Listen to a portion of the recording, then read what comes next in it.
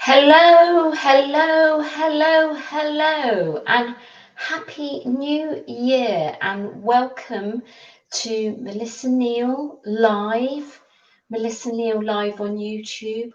I hope you are having a wonderful, wonderful festive season. I'm so excited to be doing this on New Year's Eve. I don't know how many people are going to join. I feel absolutely privileged that you are joining. I can see some people are already joining to share your New Year's Eve with me. That is absolutely amazing. And yes, I wish you all the love in the world, and I hope you're having a wonderful, wonderful season. And do let me know, because I know some people have actually already seen in the new year. If you're in Australia, they've seen in the new year. And do let me know what you're actually doing or have done for New Year's. It'd be really amazing to hear what your plans are, or if you've already celebrated it, what you've actually done. I'm based in the UK, so it's not quite midnight yet. It's 5 p.m. in the evening. And I actually celebrated New Year's Eve last night in a strange sort of way because I went out last night. So, yes, I'm not a big fan of going out to lots of sort of drunken, marauding people on New Year's Eve. So I tend not to do very much except go to the movie theatre, as you call it in the USA. We call it the cinema here in the UK. Something a bit sort of quiet and subdued. So I'm just going to read through comments. Rosa Acosta says, good morning, Melissa. Well, good morning, Rosa, and thank you so much. And Happy New Year to you, Jazz. Thank you for your New Year's message. And Catherine says, hello from Greece. So it's probably about a similar sort of time in Greece, I would think. And hello from California. That's Rosa again. And wow, I am in the USA. Hi from Jamaica Island Girl. Oh, I know that. I know your handle. I know you comment on a lot of my videos, and I think you've been following me for quite a long time, haven't you, Island Girl? So I do thank you for, all your wonderful comments and messages, because actually when I do lives, this is a chance for me to thank you. And, sometimes I can't get to every single comment and message. So I will be taking some time today to actually try and answer as many questions as possible. So yes, and thank you. Hello from Atlanta, Georgia. It's noon in USA, Georgia. Yes, so if you're on noon, if you're on Eastern Standard Time, and yeah, do let me know if you've got any plans for New Year's Eve, what you're actually doing, and how you sort of plan to kind of bring in the new year. I'm actually going to be talking about today, in my own inimitable style, I've got slides, and I'm going to be talking about how you can get kind of in the best possible shape and the best possible health in 2023. But before I do that, I would love to know from you how you think your 2022 has gone. Have you reached your goal? I kind of reached my goal because one of my goals was actually to get ready for a photo shoot now when was it? It was in June. So I was very happy about that, and very happy about that was kind of I think it was a 3 or 4 month process that I took to actually kind of lean down a little bit. I've made some videos about it, but I didn't get extremely lean. I didn't get stage lean. So that was one of my goals for 2022. But then things started to go. I was actually feeling really exhausted in those preparations, and it's been quite well documented that, things started to go awry with my hormones. And I actually suffered from really, really bad fatigue. And then I got COVID. And I couldn't quite work out whether it was COVID or whether it was menopause. So I'm over a year now since I had a sort of my last real proper menstrual cycle. It's actually over a year ago now, and I've been in 2022, I've got to say, feeling the effects of that. And, you know, I've made quite a few videos about it. So my goal for 2023 is actually to get on top of my hormones. That's really important to me, to get on top of my hormones, because unless I'm on top of my hormones, and I'm going to be talking about how you can do that, then it's going to be really difficult. And it doesn't mean that, you know, I'm really open about it. I actually take HRT, hormone replacement therapy, which is, oh, someone's 1524 Scooters actually brought up a question and, you know, donated $5. So I do thank you. You do not need to donate any money, by the way, to answer questions. So I will answer this, and I'm always really upfront about this. One thing I would say is I'm not a medical professional. I can only talk about my personal experience. And what happens, I've made a few videos about this, is, you know, I've talked about the fatigue, and I thought, do you know what, I'm going to have a full hormone blood test, which I did earlier this year. And I discovered, even though I was actually taking hormone replacement therapy, it wasn't working.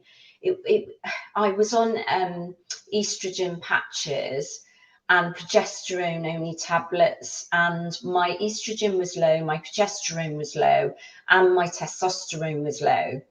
So I got that all tested, and I got a new prescription, and I can only really talk for my own, and it was bioidentical hormone replacement therapy that I've had, in the form of, I've got new progesterone only pills that I take at night, which are absolutely amazing for helping you sleep. And then I do have gel, estrogen gel, which I take, I put that on daily.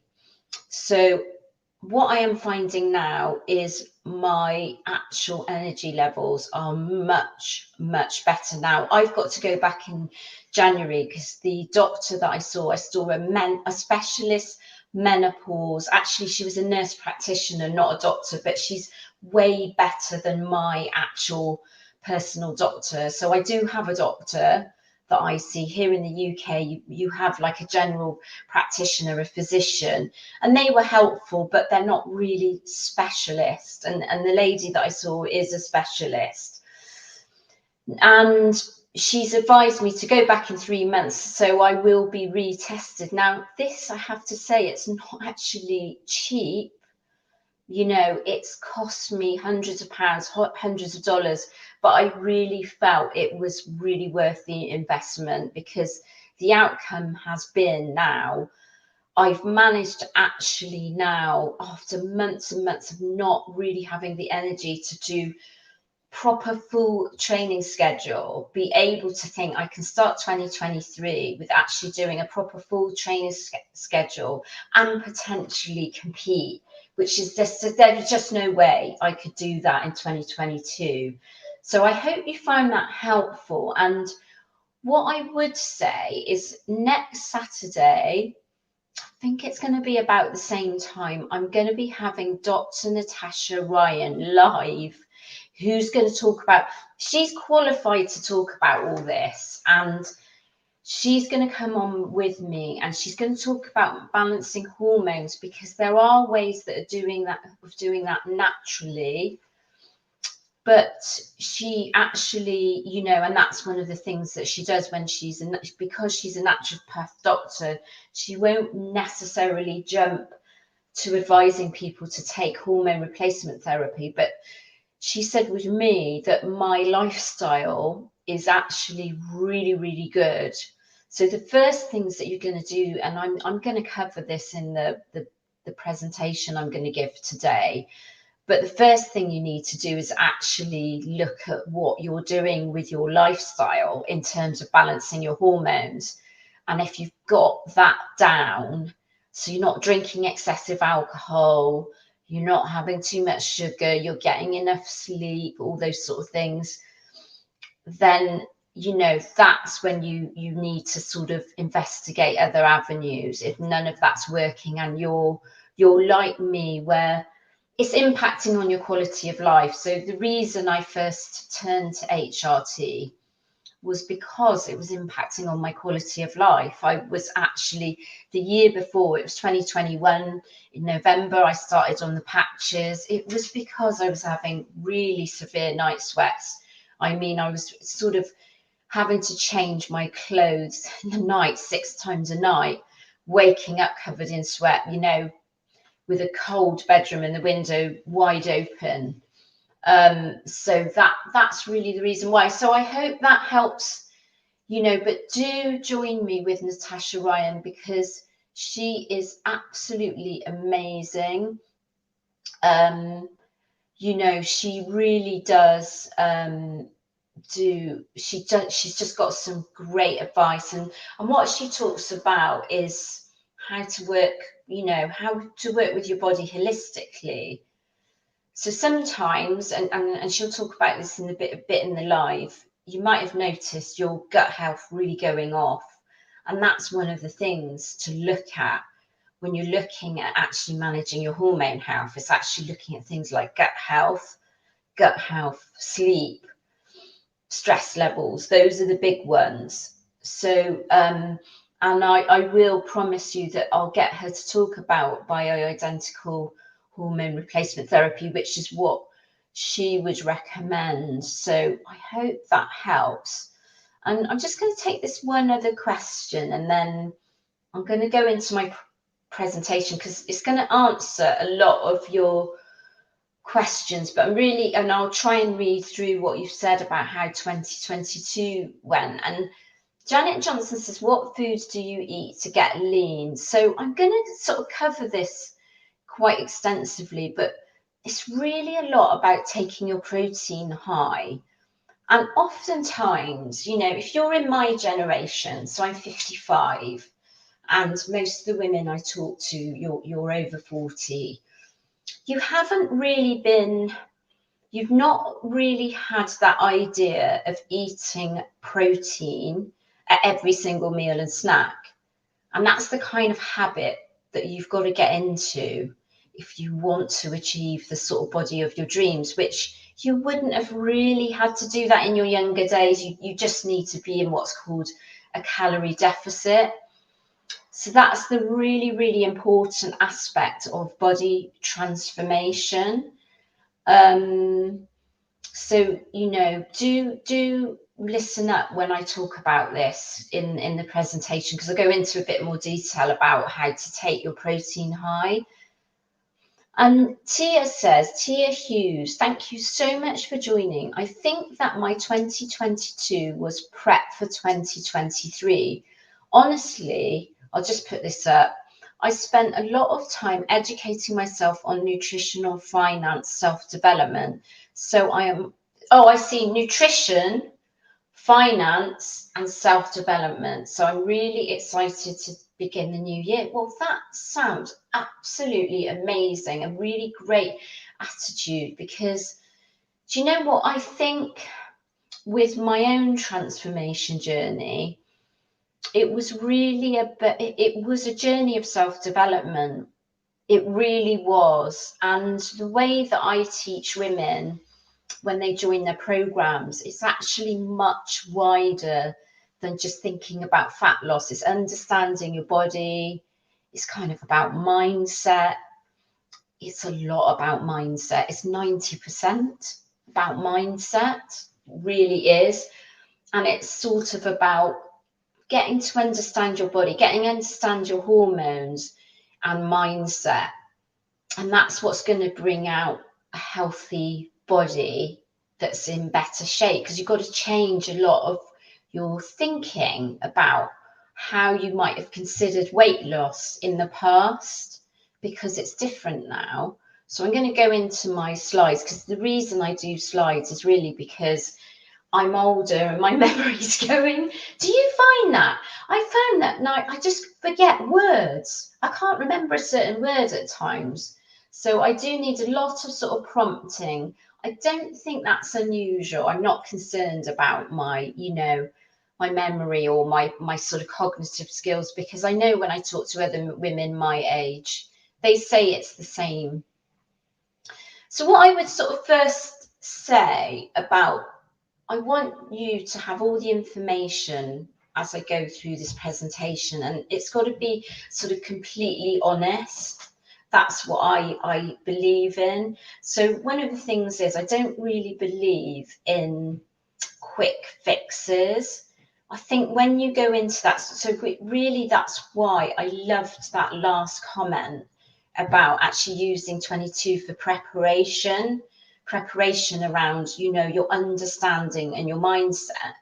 Because what we've learned as women that are older is this sort of, when we're sort of thinking about fat loss and weight loss, there's this whole diet culture where it's like, oh, you're on a diet or you're on a diet. But what I want you to start thinking about it as, this is your lifestyle for the rest of your life. That's how I think of it. And it doesn't mean depriving yourself. So, you know, it's been Christmas, so I've eaten a ton of like things I don't normally eat. You know, that in the UK, lots of people, they do this home baking. So I baked a fruit cake and made something called mince pies, which is like a fruit cake in a pie, basically. It's a sort of put some fruit in alcohol in a pie. And, you know, it's part of this time of year. So it certainly doesn't mean depriving yourself the whole time and starving. And in fact, I think it's actually really bad to be starving. And we've got to get away from the mentality, that diet culture, not eating enough to feel satisfied, and move towards sort of, I'm going to talk about it in a bit, sort of fueling your body correctly for going through menopause.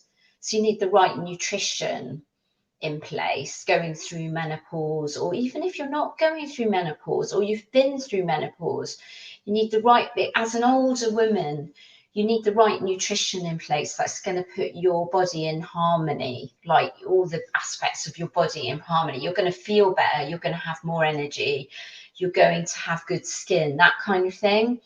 So it's about a long-term sort of plan really for your fat loss.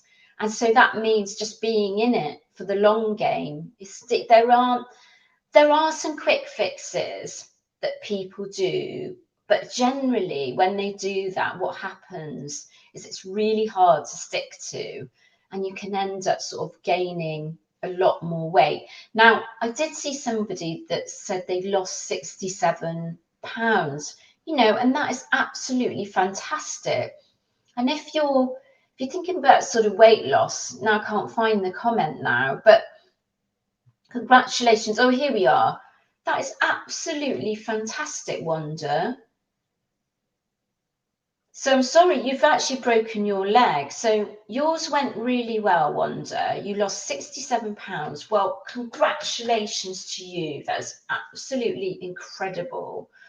And, you know, you want to be, depending on how much you weigh in the first place, you know, if you're kind of somebody that weighs at 200 pounds or more than that, you know, around about that sort of thing, you can afford, you know, 2 or 3 pounds per week, up to 2 pounds maybe, or 3 pounds per week.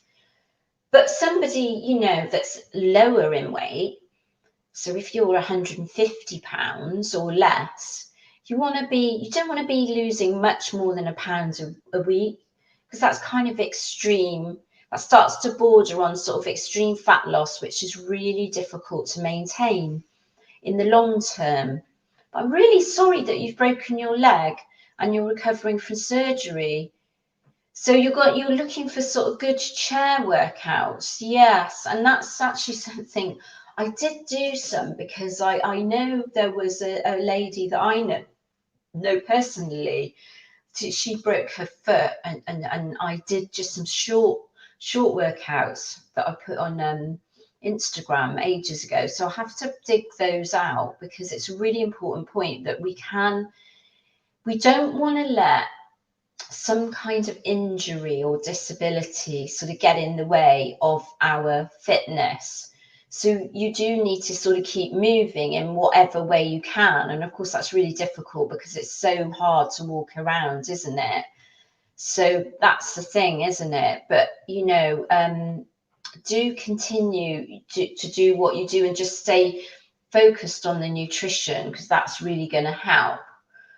I'm going to just talk about, so when I say the long game, what do I mean by that? What would we be looking for? So, you know, you're just starting, or you started in January. You're going to start in January 2023. And I'm going to be starting off again, and I'm going to be documenting it and recording some videos, because what I was really using the last part of 2022 for was actually to get my energy levels back up, get my hormones in balance, and get my energy levels back up. So 2023, I'm going to use to, and I've really been getting some great results with strength training, really building my strength back up, and I'd lost a bit of my strength. So I'm really, really happy with that. And, you know, I'm going to use 2023 to continue with that, and like, just get a small amount of fat loss, not a massive amount, to prepare myself for another sort of photo shoot in the spring. And I always find when you've got a goal to work towards, that really does focus your mind. So think about that. Think about sort of some goal setting and having a timeline. I've actually got my son's wedding. So I've got a 35-year-old son. He's my oldest son, and it's his wedding in May. So I want to look my best for that as well. So there's always, you know, there might be a big event. It might even be your own wedding, you know, somebody else's wedding, a vacation. You want to really look good on the beach or by the pool in your swimwear. If you have something to work towards, it's going to really help you. And I'm just going to sort of just outline some of the timelines that I think are kind of realistic, especially for a woman of your age. So, you know, I'm talking about females over 40, because what you will find, and this is where I'm going to talk about mindset in a bit, your mindset comes into play, because it's just not as easy as it was before, and fat loss is going to take a little bit longer. It just will, and it's not going to be quite as easy as it was when you were younger, where, you know, when I was younger, I could sort of cut out some takeouts, cut the takeouts out, you know, cut back on the alcohol, and put in a couple of runs a week, and that was it. And now that just doesn't work. And I'm going to talk about what does work, what the strategies that do work. But how long it takes is, you want to sort of, what you will do is experience some sort of inch loss in 3 weeks. If you're following the process properly, you haven't got something like Hashimoto's or hypothyroidism, then that does complicate things. Natasha Ryan, that's coming on the live next week with me, she actually has both. She has Hashimoto's and hypothyroidism. So do join that one if that's you, because it doesn't mean that you can't do fat loss. You're going to experience more of a struggle. You're probably going to be struggling more with your energy levels and more with getting results than the standard woman of over 40. So that's not to say you can't do it, because you can absolutely do it. So 3 weeks is when you should experience inch loss. So like 1 or 2 inches off your waist, that kind of thing, especially around your waist really early on. I always find that with my own body, and I only have a 27-inch waist, but I'll experience inch loss on my waist when I start going into a fat loss phase, and I'm following it, you know, correctly. And then what you find is 6 weeks, it's further inch loss. You might even sort of feel your clothes are starting to feel a bit looser, that kind of thing. And then 12 weeks, and scale weight, down on scale weight in 6 weeks, depending. So if you're a woman and you're not very heavy like me, so I'm about 125 pounds, I'm 56 kilos, I think that's about 125, might be a bit more, 126 pounds. I'm not going to lose much weight on the scale by going through this process I'm going to talk about. And in fact, because losing fat and putting on muscle, which is the process I'm talking about doing, actually people that are not that heavy, around about my weight or lower, they might even find they actually put on weight on the scale, but they go down a dress size. And they look better. They look better naked. They look better in a bikini. But if you're heavier, then you can expect scale weight loss. And, you know, around the 6-week mark, and then the 12-week mark, that's when other people start to notice. So you'll find that other people start complimenting you. What have you been doing? Oh, you look like you've lost weight. And even if you're on like Zoom calls at work, you know, they'll see it in your face. Do you find that it shows in your face? It definitely shows in my face. Actually, not for the better. Normally, when I'm leaner than I am now, I look actually worse in the face. But you know, that is where people, you're going to get compliments. You know, you might even see, you know, the 12-week mark's the time when you might need to start actually wearing different clothes, or you can start wearing different clothes. So it's a really, really good, you know, guide, that is. And then if you're looking for a full body transformation, this lady here, that was 12 weeks. That's what she achieved in 12 weeks, one of my coaching clients. So if you're looking for sort of like a full body transformation, I would say 6 to 12 months. Give yourself 6 to 12 months. Give yourself enough time to do it, and do it, you know, well. You've probably seen the stuff I've been doing with my partner. I mean, he's really slimmed down, and we're going to do some more stuff with him in 2023. And even though he's a man, he's gone through a very similar sort of process. It's like, you know, with the year mark, and he hasn't really had to do anything particularly drastic, but in a year, you know, he's had a year of doing this. You know, that's when you really see the transformation, and he gets all the compliments, and people are like, wow, what have you been doing? You know, and it's quite annoying because he doesn't do really any cardio. He's got all his results with barely any cardio. So the first thing, I'm going to start talking about the things to sort of think about. So I talked about protein, isn't it? That's the first thing to think about. There are kind of three sort of cornerstones, and then there are other things as well on top of those cornerstones. So nutrition's got to be one of those cornerstones, and it's about getting in protein at every meal and snack. You can actually download, and I'm just going to put the link in here. I've actually got a free nutrition guide as well, which, you know, you could download that as we're talking, the free nutrition guide. I've just put it in the comments there. And I'll just put it up here as well. So it's when you're sort of thinking about getting your protein in. So if you're eating sort of 3 meals a day and 1 snack, you want to be making sure that that's protein the whole time you're getting protein in. So some of the really good protein sources are chicken, fish, eggs, tofu, beans. But there are other foods that actually you wouldn't think of as a protein source, that like something like a carbohydrate source, that actually have protein. So I love to eat oatmeal, quinoa. They're really great sources of protein.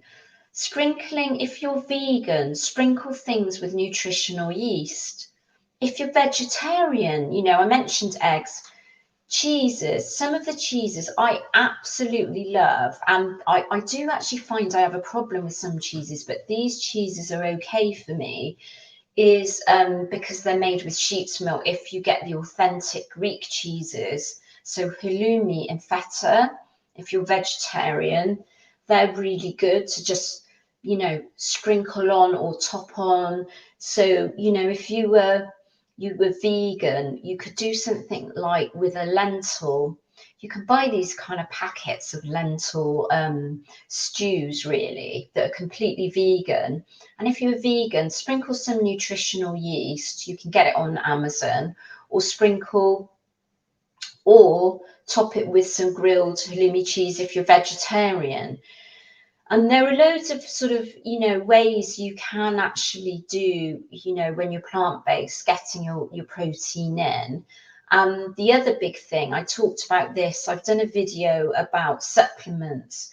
My biggest supplement that I absolutely love, you don't have to take it, but it really helps with getting your protein in, is protein powder. And you can have whey protein, you can have plant protein. So that is a really great way. You can either add it into food, add it into sort of dishes. So I've got dishes like, I've got a high protein meal plan program, and I'm going to talk about my programs a little bit further in. But I do one of my favorite recipes on that is it's an oatmeal and protein baked dish. So it's like baked oatmeal and protein, and you kind of cut it up into bars. So they're like homemade protein bars. And then that's a really amazing snack that you can kind of have on the go. So there's loads of ways, or you can just make yourself a protein shake and have it in a drink. I'm not a big fan of, I don't really like having protein drinks. I prefer to mix it into food. But some of the drinks that are really great, that are going to give you really good nutritional value, is maybe adding some berries with a protein powder of your choice. It could be plant protein, it can be whey protein. And then you kind of just blend that up with water or plant milk, something like that, or a low-fat milk. And you've got a really great snack that's quite filling. So, do not neglect your protein. You think you really want to get in 1 gram of protein for every pound in your body weight, or if you weigh over 170 pounds, shoot for your goal body weight. So most people, they're going to be needing to get between 120 to 170 grams of protein in per day. And that sounds like hard, but if you go on my What I Eat in a Day videos on YouTube, you'll see how I do it. And do you know what? For me, it's not difficult at all. I find it really easy. I feel really satisfied. I know when I'm not eating properly is I get like over Christmas. A couple of days over Christmas, I wasn't eating properly and I wasn't really getting my protein in. And it actually makes you more hungry. When you've got your protein intake up, one of the benefits is fat burning. So it's fat burning, it's muscle building, but it's also satiating. So you're less hungry, you're more satisfied. So those are the sort of 3 benefits. So, and this is another thing about nutrition that I got wrong and loads of people get wrong. It's thinking about fueling your body correctly for working out. So instead of the old way is like, oh, I'm going to starve myself and eat next to nothing so that I can get slim. This way, it's a whole shift in mentality. And that's what I've been through myself, is fueling my body correctly to be able to build muscle. Because building muscle is going to help you burn the fat. Building muscle is going to give you a shapely shape. It doesn't make you look bulky. You don't need to look like a stage competitor. It's actually very hard for somebody my age to look like a stage competitor. You most likely, if you're in that age range, 40, 50, 60, 70, you'll be lucky if you can put the muscle on that you've lost. That's the goal, because you've lost 1% of your muscle mass every single year over the age of 40. So, you're not, it's not about getting huge and bulky. The people that get like that, they're actually taking performance enhancing drugs. That's why they get like that. You know, they don't, and particularly females in this age category, it's just really hard to get bulky. So you're talking about, this is another thing where it's in the long game, because people say to me, well, I want a body like yours. How do you get a body like yours? I've been doing this for 6 years. 6 years. And I actually have now, in 6 years, put out on a significant amount of muscle for somebody my age. I'm quite pleased about that. But it's been a lot of hard work and dedication and fueling my body, not starving myself. The only time when I'm not really fueling my body, you know, great, is when I'm in competition and I'm like a few weeks out from a competition, and then I have to cut my calories quite low and be in quite a big calorie deficit. The rest of the year, that's not, that the aim is to be fueling my body correctly. So what do I mean by that? It's kind of eating before and after strength training. So I'm in like a really good routine. I've had to put my partner in a really good routine of that, because he was one of these that went to the gym on an empty stomach.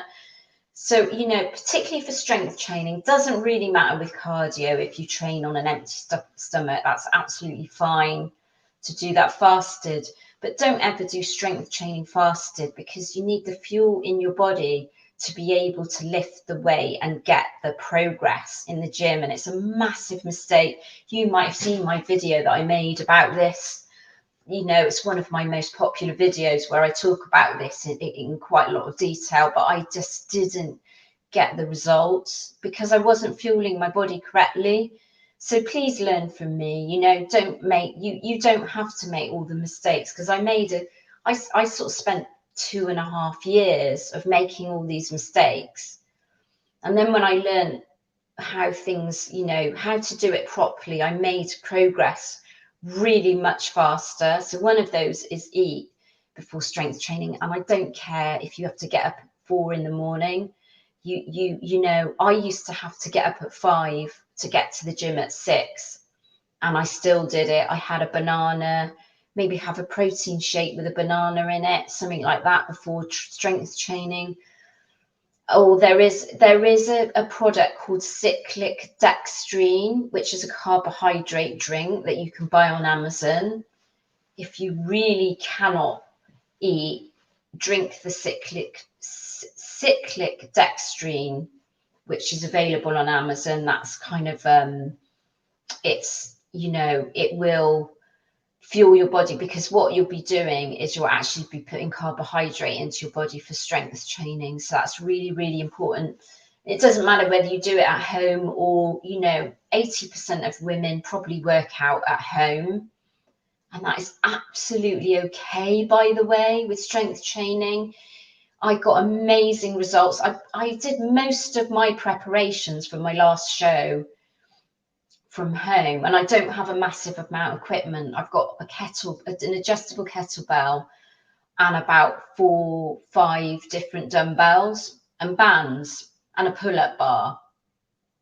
So I think a lot of the thing about working out from home, the psychology is you've got to have a better mentality to work out from home. You've got to have the discipline to go into that room, and often it's a multi-use room. It may not be just a dedicated gym, and have the discipline to do it. I find it easier to go out and go to a gym for motivation, you know, for motivation for me. So I think that working out at home, it'd be easy to just put it to one side and think, oh, I just do that later, because it's just there. So you've got to have a certain mentality to be able to do that and reach your goals. But you absolutely have got every opportunity, whether you work out from home or the gym, to get in amazing shape.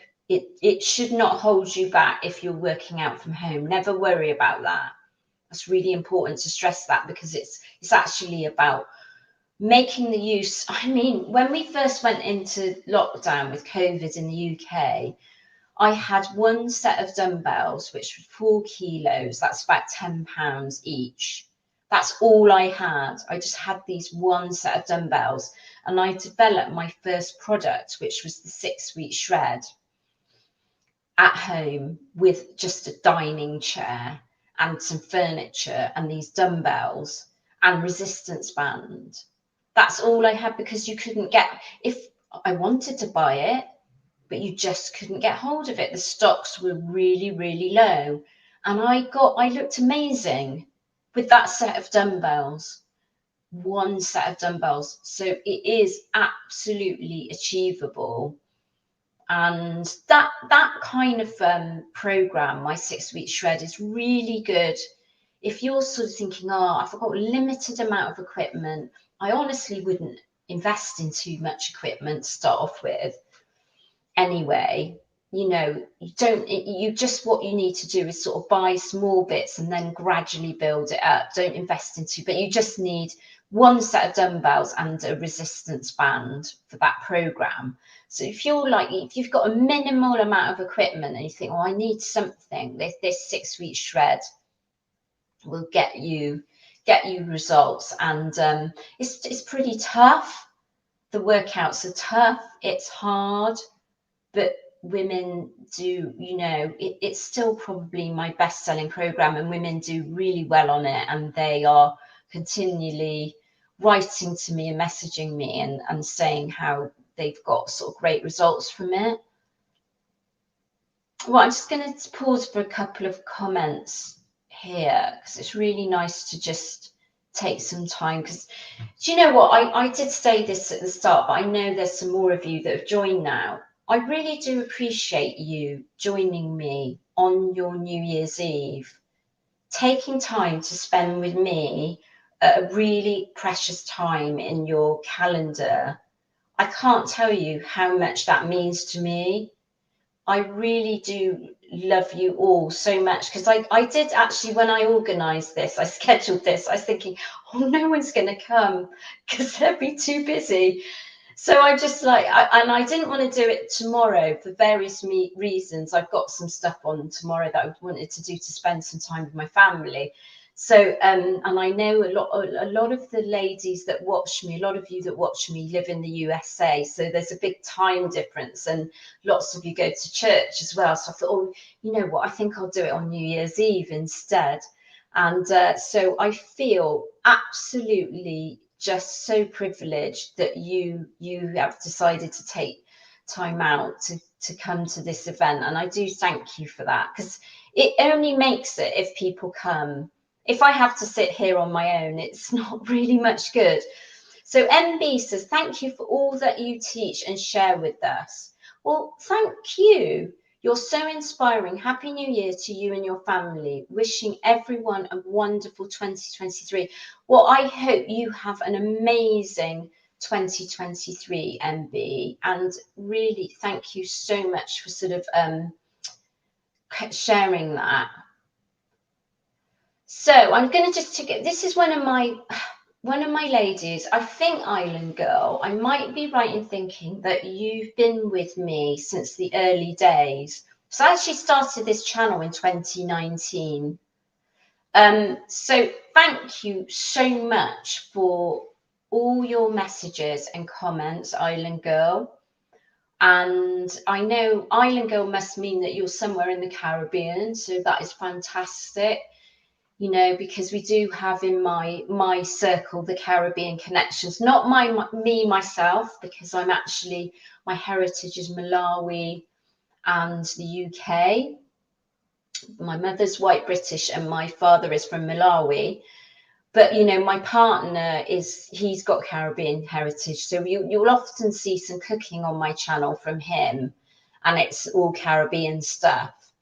So you say the 6-week program, you'll look into it. One of my goals for 2023. So yes, it's a really good one. It may not be the one for women that are just starting out, because it's quite tough. So if you're starting out, go for my beginner strength training, because that's going to be much more, you know, just at a level where you're gently easing into it, not just going all out, which I'm a big fan of that.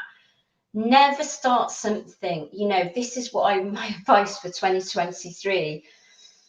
Don't start something that seems really not achievable in the long term.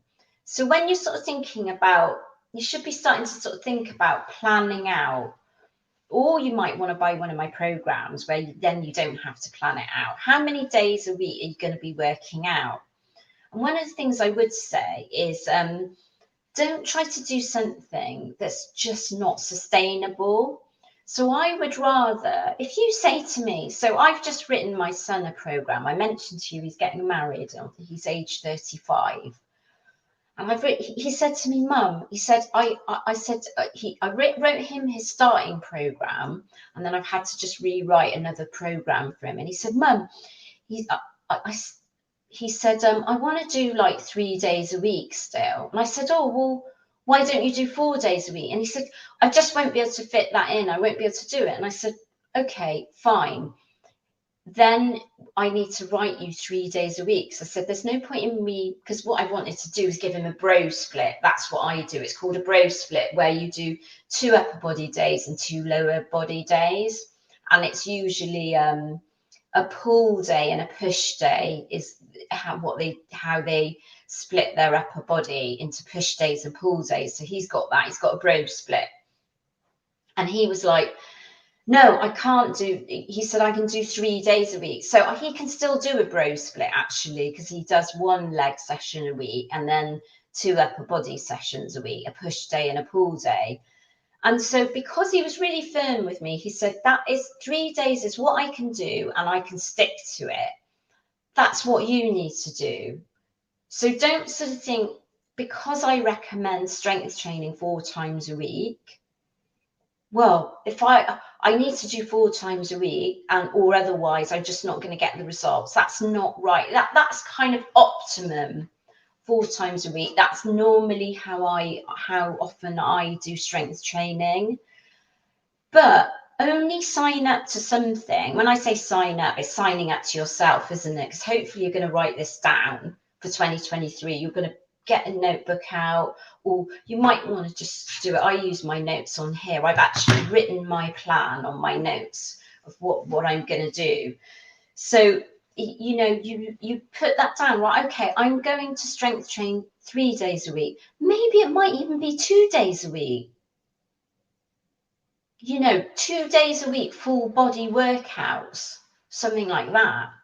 It's whatever you feel that you're going to be able to stick to in the long term, because actually doing, rather than sort of having, so say you did, I wouldn't recommend this, 7 days a week of training. You started off January, thought, right, I'm going to train every single day, which I wouldn't recommend, because you really need to have rest days. Then what you're going to do is you're going to burn yourself out, aren't you? Because you're just, that's not doable in the long term, especially not at this stage in life. Women at this stage in life, you can really find, if you're anything like me, you've got, you know, your energy levels aren't as good.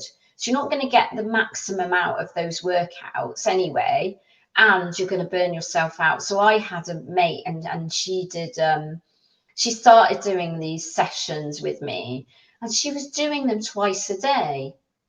Well, she got injured and it didn't last long. She actually got sick and she got injured, because it's just not sustainable in the long term. So always like set yourself up with a goal in terms of what these are process goals I'm talking about. What is it I can do? So you want to be doing, and I'm going to come to it in a minute, you want to be doing some sort of strength training, you want to be doing some sort of cardio, and then you've got to think about how you're eating, which I'm describing now. Or you can download my free nutrition guide, which I've put the link up. I'll put a link again later on. So going back to fueling your body, the other thing, that the big mistake that females make, because they've been demonized, and there's a whole misconception about carbs. And I've actually been doing a lot of reading up about this as well.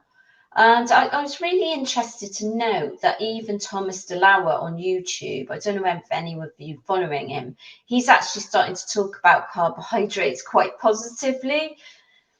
But the thing, because you know, I'm not a big fan of keto. I just think common sense would tell you, and you know, this is borne out really in a lot of the research. If you sort of cut out a whole food group, it's not really sustainable in the long term. And carbohydrates also give you energy, and they're important for sort of things like brain function. And when you look at the research for sort of things like a ketogenic diet, which is really, really low in carbohydrates, so what's called the net carbs, I think, sort of things like 40 grams a day. Well, I find it really difficult to go much below 100 grams a day on a strength training protocol. They're really hard to stick to, and they found that with the research, there was like quite a high dropout rate.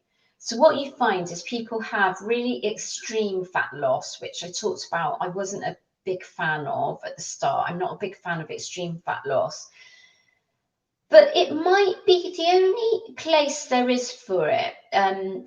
Sorry, I've lost my train of thought a bit, but so what they found, the results of this research was that the adherence in the long term was really low. People just couldn't stick to it, something like a ketogenic diet.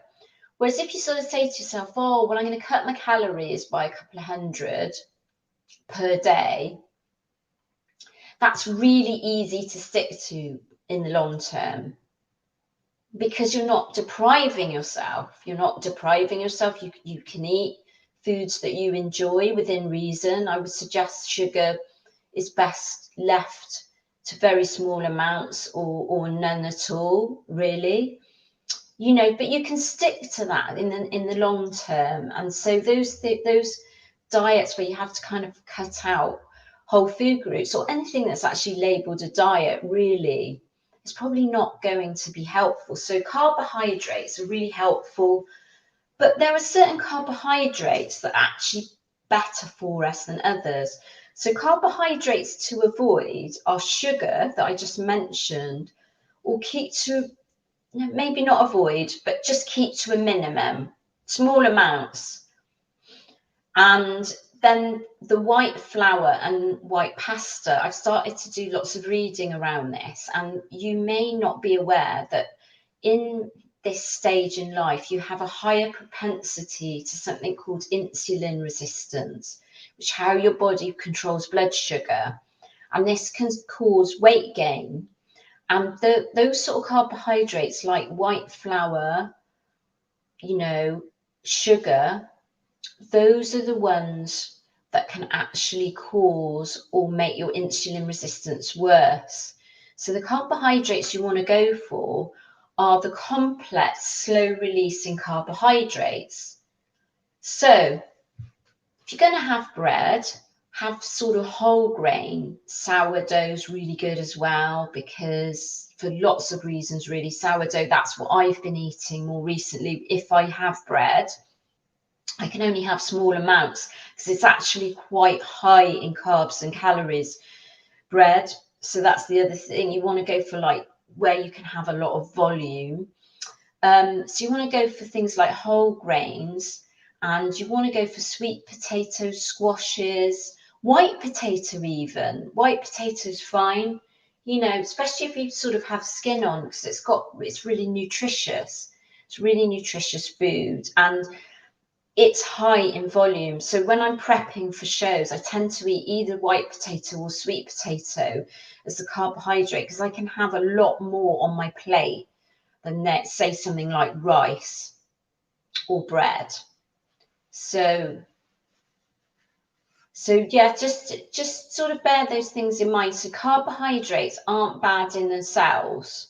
It's just there's some carbohydrates that are worse than others, and you need to limit your carbohydrates.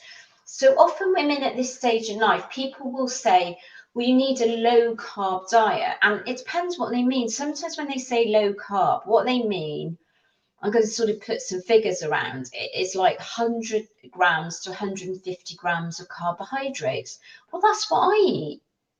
And that's what I would call that sort of moderate carbohydrates. It's not high in carbohydrates.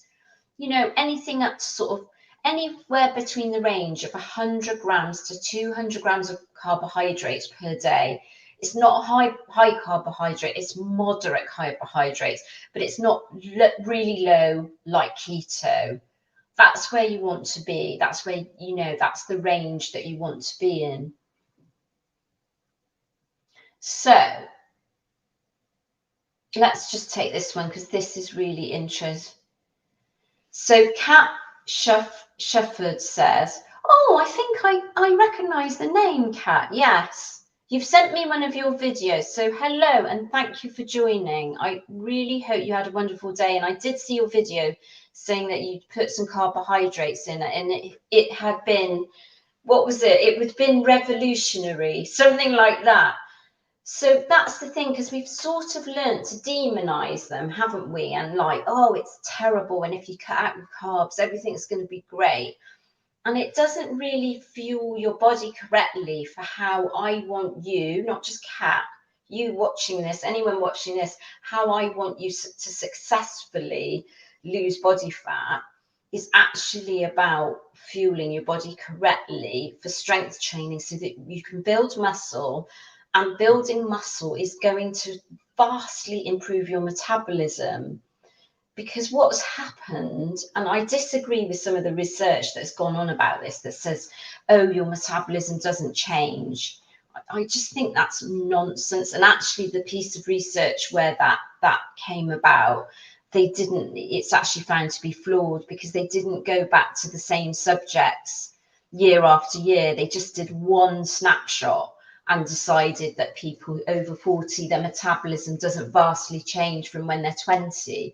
And it absolutely does, because I know that with my own body, even now, even though I have got a massive amount of, not massive amount, but I've built considerable amount of muscle, I'm still not able to, lose body fat like I did when I was younger.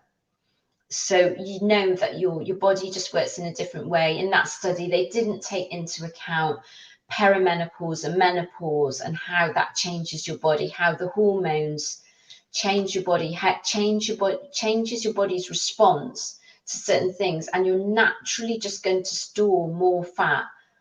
It's really not your fault. You're actually, because your estrogen levels have depleted, your body's response to that is to produce more estrogen. And the way that it does that is actually producing fat. And that typically stores around your midsection.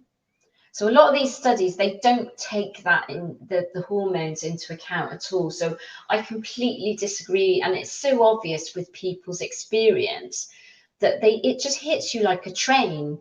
You get to the point, don't you? It happened to me in my 40s, where I did all these things that I did in my younger days, and they just didn't work. And I kept on gaining and gaining weight, and I didn't lose the fat. So of course your metabolism's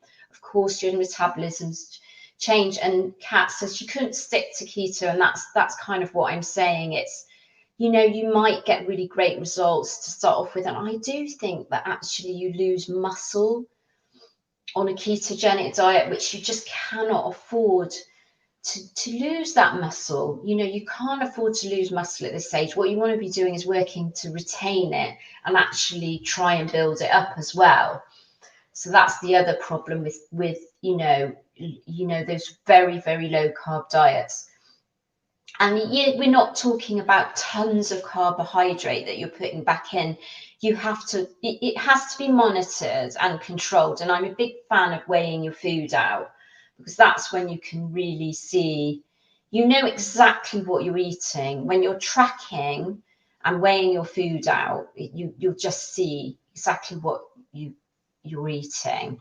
So I'm just going to take this other comment here. I haven't even read it yet. I'm just trying to get through as many comments, because as I said earlier, I do really appreciate you joining me on a holiday day where it's like New Year's Eve. It's just amazing. It's just such a lovely experience to have you here and sharing your time with me. And I do really appreciate that. I love, Imelda says, I love all the information now coming about how to support and care for your body after 40 as you start to transition. It's good to know you don't have to settle. Because, yeah, that's a really good point, because it's not just about sort of fat loss. It's actually about your overall health, your physical health, your mental health can go awry at this stage in life. You can go through, I know myself, I went through a little bit of a crisis, you know, and I really suffered with depression because of, you know, coming out of marriage breakdown. I did have a reason, but I also think it was to do with being at this transitional stage. So I was in my late 40s. I didn't feel attractive anymore. I thought I was over the hill. I was kind of really down about myself, down about my appearance and aging. And it's, you know, we really need to kind of actually change. Society needs to change how we think, particularly about older women. We don't see older women. It's changing, but we don't see older women in the public eye. You kind of look at Hollywood and you think, well, where are the movies with the older women, the 40 and 50 plus women, and they just disappear. It's actually changing a little bit now, and I gravitate to the movies and the TV shows where they show older women, because that's what I can relate to as an older woman. So I love it when I see that. And, you know, I can't remember what it was called, but there was something on Netflix recently where this woman, she was an older woman, and she had grey hair, and she was sort of in her 50s, and she was an action hero. And I thought, oh, that's amazing, she's an action hero. And, you know, that wouldn't have happened sort of, you know, 20 years ago. So things are really changing, but it is still, we've still got to sort of break down the barriers, and it's not let how society puts us in a box when you get to a certain age. So it's like, oh, you're not allowed to be sexy anymore. You know, you've just got to resign yourself to not looking your best, not being able to wear swimwear and look great and that kind of thing. And, you know, I know that trainers have told me that I couldn't achieve the body. I had a really specific idea in my mind about what I wanted to get to, and trainers have told me, oh, you won't be able to get like that, because, you know, it's not possible for someone your age, and they give you the wrong plan. And I'm glad to say, you know, I'm not the only one that's talking about this now on YouTube and all the social media channels. There's lots of other women now that you can look towards that are actually talking about this and actually giving you the proper information, which what I'm really passionate about, is giving you the proper information to help you. So I'm just going to take this one, because this is I can't sort of, Sylvia, thank you so much for your question. I can't comment on your medical condition, because I'm not a sort of, I'm not a medical professional. And it's really, it's so common. So the first part of what you're saying since menopause, I have gained 4 kilos. So that's about 10 pounds. And I'm not eating anymore. And all the fat is around my belly. I cannot tell you, even without your medical condition, your high prolactin, this is absolutely normal. It happened to me. It happens to most women, and I get so many women contacting me that maybe they've been fit all their lives, and it's all of it. It just hits you like a train, doesn't it? And it's really, really upsetting, because sometimes you're sort of trying really hard. But I would say to you, do not starve yourself. In a sort of, I know it sounds counterintuitive, but in a way, that's the worst thing you can do, because what you're going to do is actually slow your metabolism even more. So that's not starving yourself. So I know there's actually a lot of stuff around fasting and menopausal women. I don't agree with extreme fasting. If you want to do intermittent fasting and have like an 8-hour window, something like that, that's okay. as long as you're not reducing your calories really ridiculously low, so you're still getting in enough calories. And I would say anyone, really, you don't want to be taking your calories under around 1400 calories per day. But if you are on really low calories, or you're just not eating, you're fasting a lot, what you can do is just gradually start to incorporate foods slowly in, you know, by increasing by 100 calories per week, something like that. It's called reverse dieting. I do have a YouTube way back a couple of years ago that I did on reverse dieting. So I would say, you know, don't starve yourself. It's absolutely the not right thing to do, because there's certain, you know, you need micronutrients. So as well as you've got your macronutrients, which is basically protein, carbohydrates and fats, but you've also got micronutrients, and they're all the vitamins and minerals you need, you know, which is, I sort of hinted at it at the start. That's why I don't like the idea of like reducing calories too low, or starvation, or really extreme fasting, because actually what you find is you might not be getting your micronutrients, but you get from all that from sort of fruit and vegetables, don't you? But even, you know, the protein sources will have micronutrients in. You know, you need calcium for bone health, for example, you know, those sorts of things.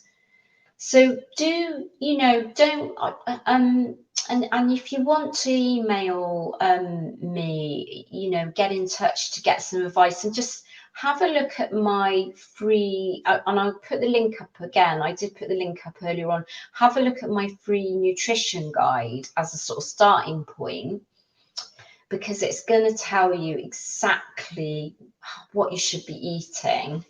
And you know, you've just got to do what I've just been talking about. Follow this, getting enough protein in. Protein is actually fat burning, is good for improving your metabolism, and getting your strength training in, which I'm going to talk about strength training in a minute. So, you know, that is the main thing, Sylvia. But do not feel alone. It's like, it's not just happening to you. It literally happens to most women. If it doesn't happen, you're probably an anomaly, that you've just, I gained belly fat, and I was always quite slim, and I had a slim tummy, a nice flat tummy, even after my first child. I had my third child quite late in life at 41. And that's when I just found I just could not get my figure back. And I was just actually gaining more weight each time, even though I was incorporating the same strategies. So it's just about thinking about things in a different way. Don't forget whatever you did before for fat loss. You just got to forget that and have a whole new direction with fat loss. And I promise you, this stuff works. But you've got to give it some time. I gave you a timeline earlier on, didn't I? So, you know, I get some women message me and go, I've been doing this for 3 weeks and it's not working. You've got to give yourself time, you know. But for you, Sylvia, I'd say you've really got to address your metabolism and make sure that you're not starving yourself, because it's not, you can't exist like that. That's a miserable existence. So do prioritize strength training. Now, I do get some sort of comments from people, and they do sometimes misunderstand that. They think, well, that means you don't do any cardio. That's not what I mean at all. But it's just ensuring that you do get in strength training. And, you know, when my energy levels were down in 2022, because my hormones were way off, my energy levels were down, and I didn't get all my cardio in. But what I did do is maintain a routine with my strength training, and actually did a fair bit of walking rather than what you would call traditional cardio, because that would enable, my energy wasn't ready for doing, you know, any kind of intense cardio. So prioritize strength training, because building muscle is going to help you burn fat. And, you know, I've got a lot of programs that can help you with strength training, ranging from beginners you know, to a sort of more intermediate and advanced level. So I will just put the link in here. And I just seen actually somebody, well, thank you very much. Boasting the Holy Ghost with faith. So hello, Faith. Melissa, I've invested in your 6-week shred. Well done. You know, let me know how you get on.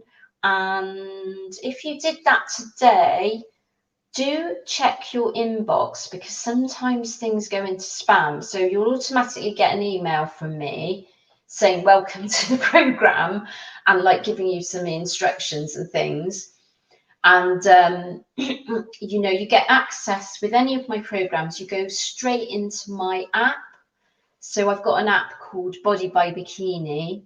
By the way, if you get the app on that link I've just sent again, you can download, anyone can download my app. You don't have to bought any of my programs, but all my programs are now in my app. So if you buy one, that's where you'll find it's located. And you can actually download my app from the App Store and Google Play. You can find it on that link I've just posted in. And there's a 7-day free program as well. So you can sort of try out these things. So Faith, you've actually started your meal prep. Well, congratulations. That is really fantastic, because it's just like the first thing you have to do, really, because you can start the workout as soon as you get it. You can start it as soon as you buy it.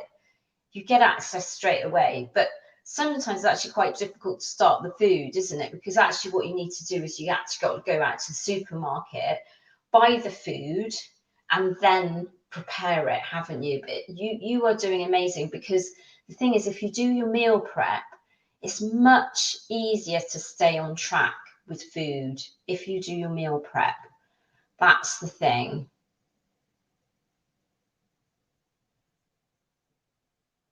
So let's have a look at this question, because this is quite timely, because we're talking about strength training, aren't we? So we just, I'll answer this question because it's actually specifically. So hi Abster, thank you very much for joining, and Happy New Year to you. And I hope you're having a wonderful, wonderful New Year's Eve. I know I'm having a wonderful New Year's Eve. This couldn't be better, spending it with you guys. It's absolutely amazing. And talking about fitness and fat loss and health. I just love talking about it and helping people. I absolutely love helping people. So just wondered what you do. I've weight trained when sore and also waited until they've gone. Not sure which is best.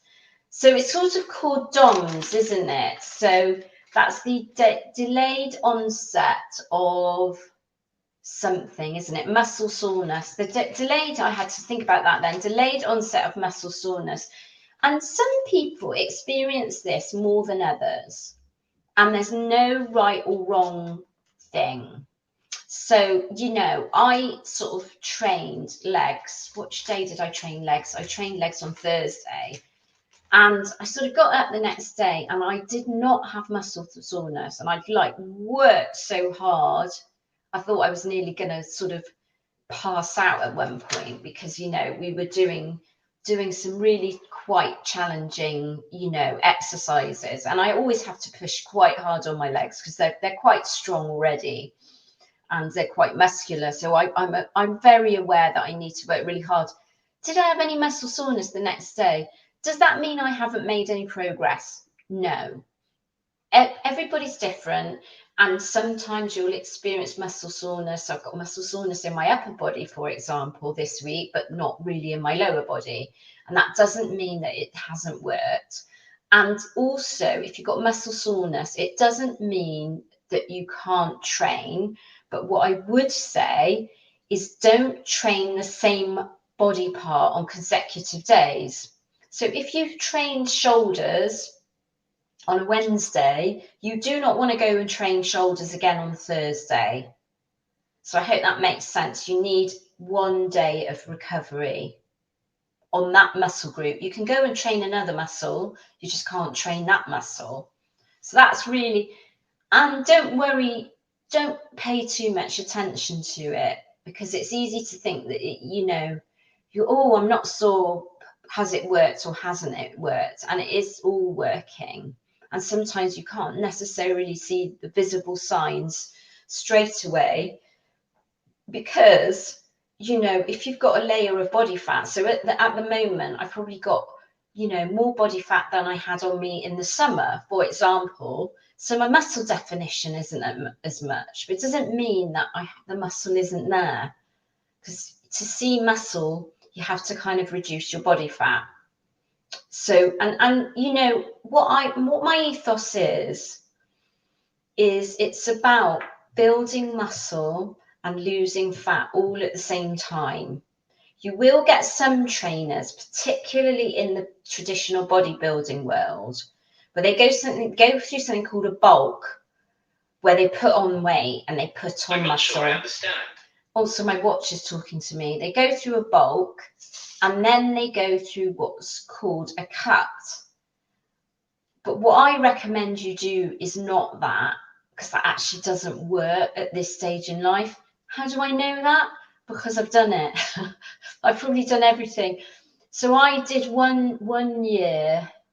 I'm trying to think when it was. I think it was 2020, the winter and fall of 2020, where I tried to do a bulk. So I went into a calorie surplus, increased my calories, and I just kind of put on quite a lot of body fat, because at this stage in life you're going to do that quite easily. But I didn't really put any more significant muscle on. So what I do now is I do something where I kind of go on maintenance calories. So I'm either on maintenance calories or I'm in a calorie deficit. And you absolutely can build muscle. I've done it with my own body, and I've worked with loads of women, and this is what they've been doing. And I'll play you a video of somebody. I've been, worked with lots of women, thousands of women who've done my programs. I think it's about nearly 4,000 women now that have been through my programs. You absolutely can build muscle and lose fat all at the same time. And if somebody tries to tell you different, do not listen to them. So optimally, if you're starting out, strength train 3 times a week. If you're a bit more experienced, try for 4 times a week. But as I said earlier, if that's not doable, do your 3 times a week. That's what you need to do. 45 minutes. 45 minutes per session. An hour if you're a bit more experienced. I never do more than about an hour of 20 minutes. On one of my really big leg sessions, most of my sessions are between 50 minutes and an hour. And one of my big leg sessions, I'll do an hour and 20 minutes. And that's maximum, because after that, I'm never going to get any benefit out of it, because I'd just really be exhausted if I'm pushing properly. Right, let's just take this one here. Hi, Jill. Happy New Year to you, and I hope you are having a wonderful, wonderful New Year's Eve. And thank you so much for joining. I do appreciate it. Taking time out, and I'm hoping this is helping you, Jill, and everyone else really prepare.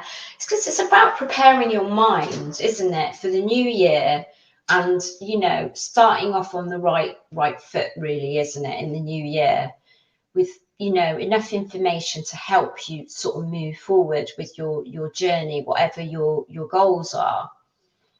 So you say, I was spending too much time at the gym and want to trim it down to an intensive 30-minute workout. Do you think this is reasonable? 2 days of arms, 2 days legs, and the stair march each day? Absolutely. So there is something, Jill, that I used myself, this technique, when we were in a lockdown in the UK and the gyms weren't open during COVID. I used this technique because it sort of got me away from boredom, really, more than anything else. And I got through my workouts quickly, and they were really intense. So what they really are, it's combining HIIT with strength training, and you need to have a timer. And basically what you do, and I do have this in my Strong Women program as well. I actually have these workouts in 30-minute HIIT strength training workouts in my Strong Women club. So you might want to download my app and join my Strong Women club. And that I've given the link, but I'll give the link as well at the end for my programs. Well, it's just my website really, where it's got free stuff and it's got my programs. But what you want to be doing, I'll explain it exactly, so you don't have to do my programs to incorporate this. You want to have all your equipment lined up ready at the start, and the best thing is probably using a lot of dumbbells, or like a barbell and dumbbells. So you want to get all your equipment lined up, and then what you do is you put the timer on. You probably want to have the headphones. You're not going to be socializing and talking to anybody in the gym, because you've got to sort of focus on this. And you do 30 seconds of your reps, which is probably going to be around about 10 reps normally, and then 30 seconds rest. And you're not talking about going to your maximum weight normally by using this technique. You may need to sort of decrease the weight a little bit, which is why I used to use it at home a lot, because I couldn't increase the weight because I'd have to go out and buy a new set of dumbbells. And so you do your 30 seconds on and 30 seconds off. So that's what you do. So you're going to put your timer on. You can just download a timer app from the App Store, Google Play. So, and you set it all up. You set the timer up for 30 minutes, and you do 30 seconds on and 30 seconds off. So you might do 3 to 4 sets of each thing, and you're just going to plow through that workout without stopping. So that's where you need to have all the equipment lined up, because when you're changing over exercise, you're only giving. So say you started off with squats, and then you might move to sort of Romanian deadlifts. You're going to have the equipment already there, so that when you move from your sort of 3 or 4 sets of squats, you can go straight into your Romanian deadlifts. That's where it's quite useful to have dumbbells to do this, because you might only need 1 or 2 sets of dumbbells, so that's a really, really good technique. I used it. I had to get quite inventive on this. We had a second lockdown in the UK. I don't know whether you're from the UK or the USA or Canada, maybe Australia, South Africa. And you will find by doing this, it's actually really good, because what you do find is it's really strenuous.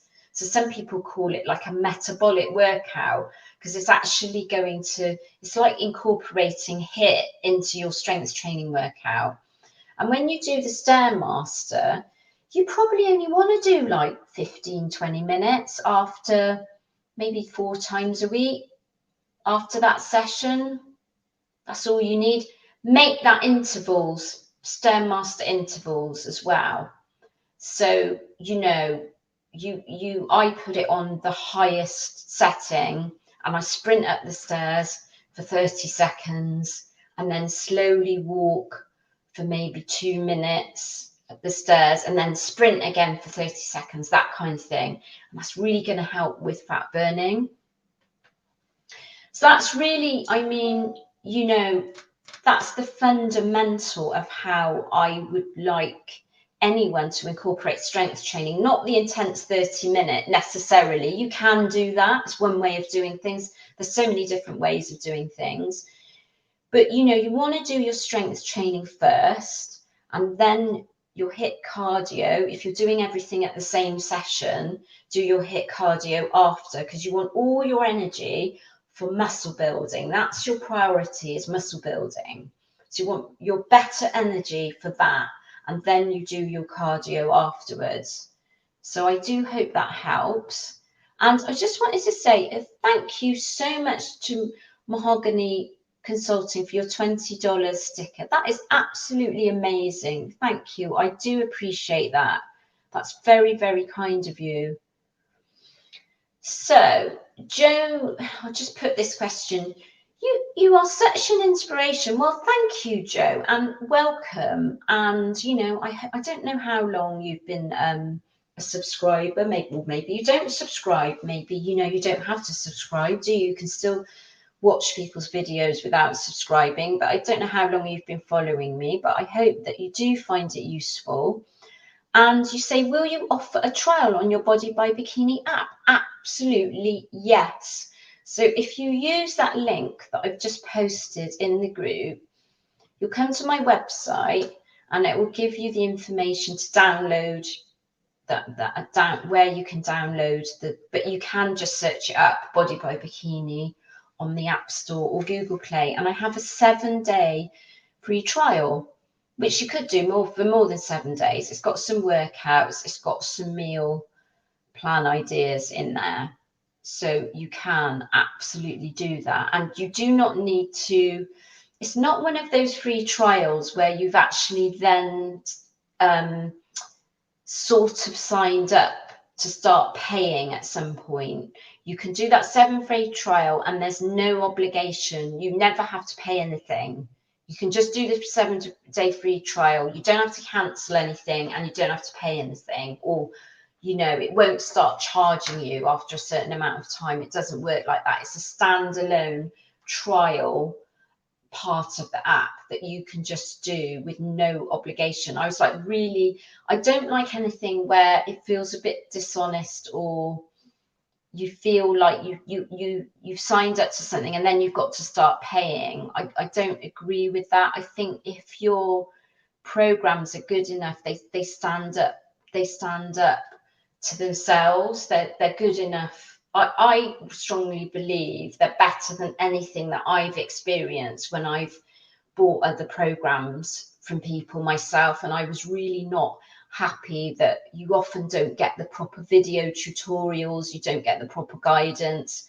So I put that 7-day free trial in because I feel it's enough. It's good enough that it actually stands up itself, and I don't have to dupe people into buying from me. And I'll be completely honest with people, in fact, if I don't think it's appropriate or it's not really what they need or want, I'd absolutely. So the best way of understanding if you wanted to sort of move forward with any of my other products is actually just download the free version, isn't it? And then you can just see for yourself what it's going to be. You have a taste of what it's like then, don't you?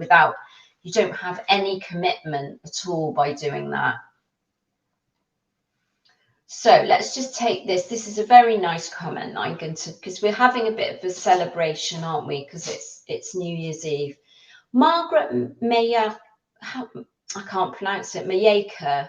Margaret Mayeka, thank you so much for your comment. I do appreciate this, because this is the sort of comment where I always feel, and I know lots of you, do this, where I always feel, oh, this makes me want to get up in the morning and actually do what I do, because if it helps one person, I feel like this is what I was born to do, and what I absolutely love is actually just, if I can help one person and it's benefited them in some way, then I just think that's great. So you say, I am forever grateful for the day that YouTube suggested one of your videos. There are not enough women with this knowledge in the fitness space. Most are too young and don't understand our age group. That is so true. I mean, that's why I started my channel.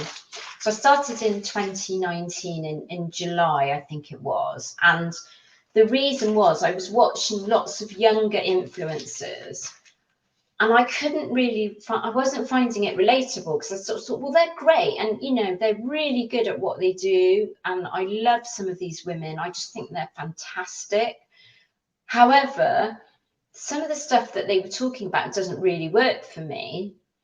and they're not experiencing the problems that I'm experiencing. And why should they talk about it? They're just not in that age group. When they get to that age group, I'm sure they will be talking about it, you know, some of these younger influencers. But the way that YouTube and the sort of modern influencer is, it's a very young industry. You know, I'll let you into a secret that I don't get many brands at all approaching me.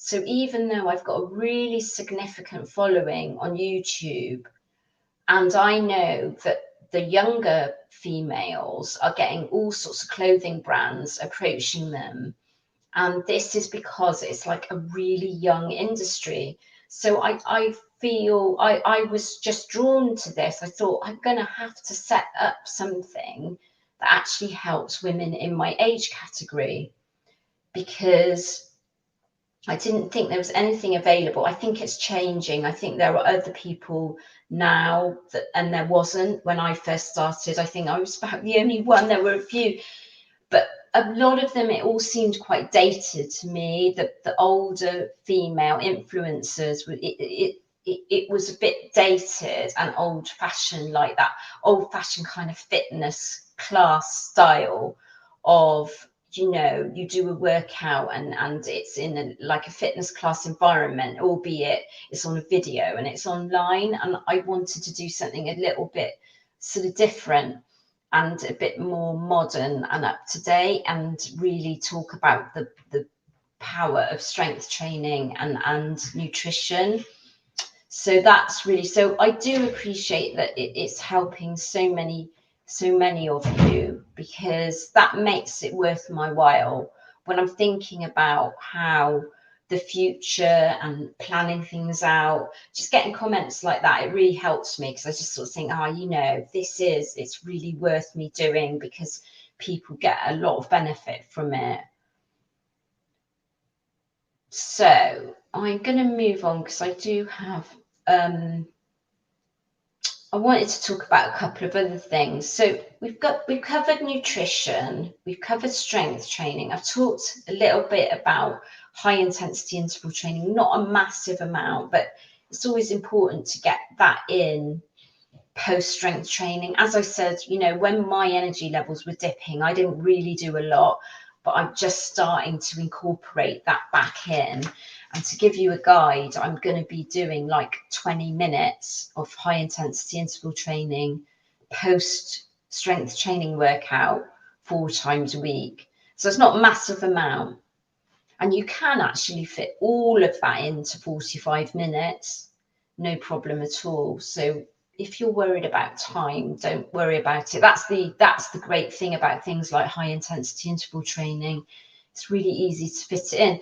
So I'm going to talk about sleep. And I got this phrase from Dr. Natasha Ryan, who I mentioned. I'm going to be having her live here with me next Saturday at similar time. So do join for that if you're interested in hormones and what to do about your hormones, because I'm not qualified to talk about that. I can only talk about my own experience. But one of the things is with hormones is actually being intentional about your sleep. So, of course, sleep's really hard to come by. You know, I found in 2021, when I was waking up with these ridiculous night sweats 6 times a night, of course, it's going to be hard to get some sleep. But there are some sort of strategies you can put in place. I've made a whole video about this in quite some detail to really help you.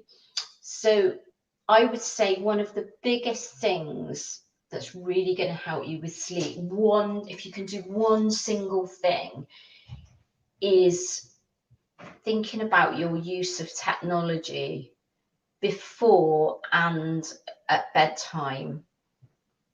So close screen time just before you go to sleep, it sort of gives off this blue reflecting light, and it's really, really stimulating. And I've actually been reading this book about it. There's a connection to this and insulin resistance, believe it or not. And there's a connection between sleep and insulin resistance. So lack of sleep can make insulin resistance worse or cause insulin resistance. And these things are the bane of our life when it comes to sleep. So what you need to be doing is actually, so when I went to sleep last night, I made sure I moved my phone away and I didn't have it near me before I went to sleep. And it's a good idea. So sometimes what I do is I've got an Alexa, is I listen to some audio if I want something just relaxing, or listen to a bit of audio, listen to some radio, listen to some podcasts. But don't be reading on this before you go to sleep. And the other thing is, when you wake up in the night, it's really easy to pick this up and scroll. And, you know, I have it on good authority from doctors. That's a really bad idea for getting you sleep. So do think about that. And you know, if you do a search on my YouTube channel, just search up sleep, you'll come across this video where I give all sorts of tips about it, because it's so important for your hormones, and getting your hormones in balance and under control, under some sort of control. You know, they're never going to be perfect. Even if you take hormone replacement therapy like me, your hormones are never going to be like a 20-year-old woman ever again. Unfortunately, you've got to sort of give yourself every opportunity with sleep, and that's one of the biggest things that we get wrong. Sleep's also really hard to come by. So one of the things is, when you're first going through perimenopause, one of the first signs is you start waking up in the night. So if you do nothing else, lose the technology, maybe have a look at some supplements. So I mentioned I take progesterone at night. You don't have to take progesterone. Dr. Natasha Ryan actually recommends L-theanine and ashwagandha. So they're really helpful. So yeah, Imelda's saying that she started a relaxing bedtime routine. So you know, you've got to sort of put some thought into it. It's not just going to come easy, sleep. It just requires some intention behind it.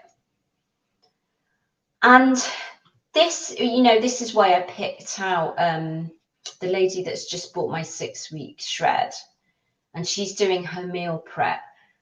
This is just gonna, you know, this New Year resolution, if you haven't been doing meal prep already, really do this, because it's really going to help you reach your goals.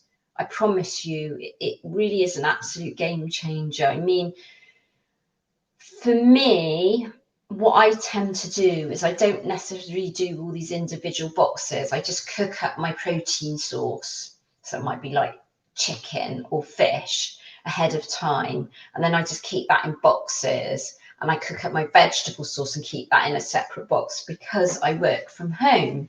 But when I was going out to work, I prepared my meals exactly how you see in that picture. So everything was individually in an individual container, and I'd go with about 3 container boxes to work of stuff. I even prepared my snacks. It's an absolute game changer, and you will find that people that are really successful at this, you'll find that they do meal prep. So you can actually weigh out all your food in advance. Have it. You want to do this sort of 3 days. If you're going to keep it refrigerated, you can freeze for longer. So that's another thing you can do. If you're pushed for time and you think, well, I've only got 1 day a week, I can do meal prep. You can prep some and put it in the fridge, and then put the rest in the freezer. And it's just a question of discipline. I mean, I feel for me now, it's habit. I never make a meal that's just one meal. I make meals all in one go, because it's just as easy to make 3 meals as it is 1 meal. So that's kind of, it's a habit that I've formed. It's when I'm cooking something, I'm going to just cook up enough in advance that I've got enough for the next 3 days. So that's really, you know, it's a really important point to take away from this live. That's your New Year's resolution. So I'm going to talk a bit about mindset, and I've sort of been really mentioning it all through this live.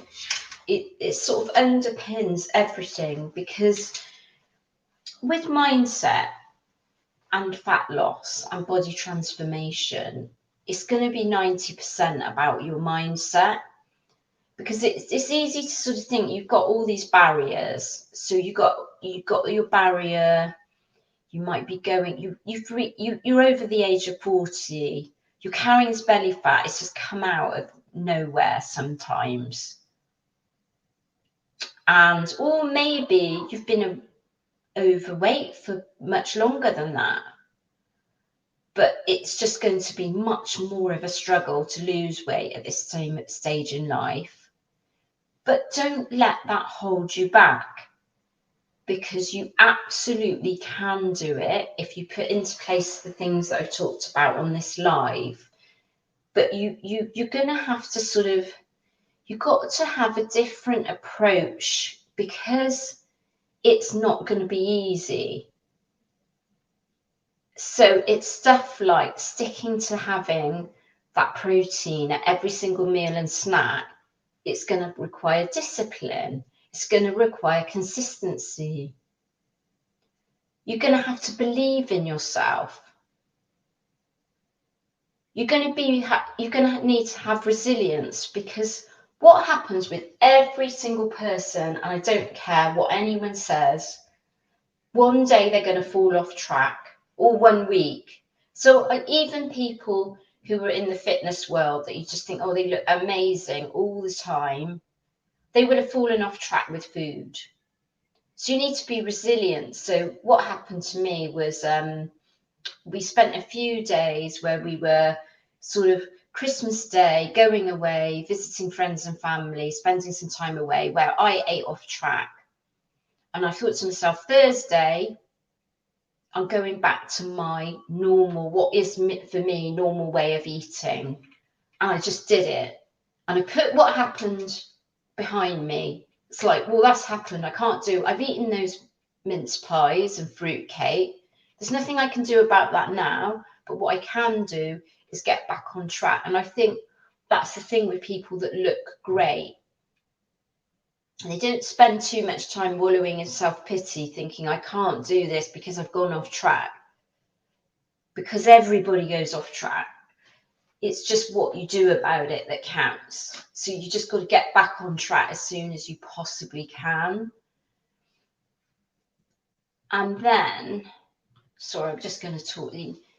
Keep consistent. Oh, sorry, misspelt that there. So, you know, this lady here, Elaine, I've actually made a YouTube video about her. I think it's called 12-week body transformation. She did my 12-week lean and strong, my 12-week body sculpt program. She just didn't give up. She stuck to it and she did it. And she said the mindset, you'll watch the video, because she said she spent the first part of it thinking, I'm not sure this is working. Everyone goes through that. It's like, oh, I'm not sure this is working, because you don't see this miraculous transformation in the first few weeks, do you? It takes time. This is 12 weeks. She got amazing results in 12 weeks. And she didn't have a gym. She did it at home because the gyms were shut. And she just stuck to it and got on with it and just followed the process. And that's what I would say on the next slide, is trust the process. You know, I'm just going to play you this. This journey has just been truly amazing. And I started this with the intention of getting rid of belly fat. And I've gained so much more than just getting rid of belly fat. And I owe that to you. So I just wanted to thank you, because, you know, it is a big investment of your time, our time.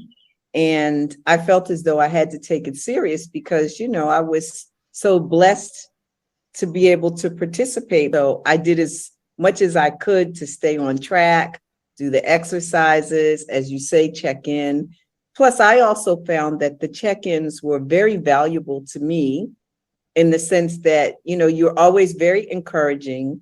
And also it helped me realize that, yes, I am making progress, because at times you can doubt yourself. But when you look at those photos, you're like, wow, I really transformed my body in 3 months. Because yes, I was working with your programs before then, but I wasn't doing the meal plan. I didn't have the connection with you in terms of accountability. And I do believe that that makes a huge difference, because you want to perform, right? So I follow you, of course, on Instagram and on YouTube. And at times I always look at the comments just to see what people are saying. And I've noticed several times, actually quite a bit, that there are people that ask, well, oh, I'm 62 or I'm 60 or, I'm in my 60s. Would this work for me? And the reality is, yes, it does work. You have to put in the work, but it does work. I feel healthier. I feel strong. I'm going to test that, because I swear I feel like my bones are definitely stronger. So I'm going to have a bone density test taken. But I feel probably better than I did when I was in my early 40s, when I was starting to go through, the stages of the body changes as a result of perimenopause, right? And you pick up that fat, around your gut. And I was having a lot of digestional issues. I don't have any of those digestional issues anymore. And I've gotten rid of that ring around my stomach. So to me, that was success, right? I absolutely intend to continue, because I see myself in the morning, and I'm now starting to see my legs taking that nice shape, where you can see the muscle. I found the additional benefits of the program was that it was holistic. It wasn't just about losing weight. And we know that, a lot of people probably are attracted to your program because they think, oh, fat loss, and over 40. I find that the real value in it is that it's not just fat loss. It is the opportunity to learn more about you and your body as you're going through your 40s and above, right? That you learn more about your body. There's a mind shift that comes as a result of participating in a program like this, because I can now easily figure out what I should eat and what I shouldn't eat. That's the added value of the program, is there's so much that you pick up along the way. Oh, sorry. Didn't mean to play that again. So yeah, so that was Cynthia. Her name's Cynthia Parrish, and she was she really kind of trusted the process, I would say.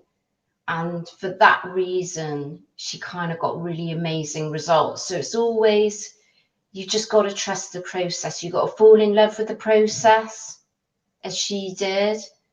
She was actually, just to let This you journey know, has just been truly amazing. stop playing that now. She actually went, if you're interested, she was on my VIP coaching program. So she received one-to-one coaching from me. She actually started off with my 6-week shred. Then she moved to my Strong Women Club. And then she got one-to-one coaching with me. So that's quite a good journey that many women experience. They might not want to go straight for one-to-one coaching. They might want to try and try out one of my other programs first.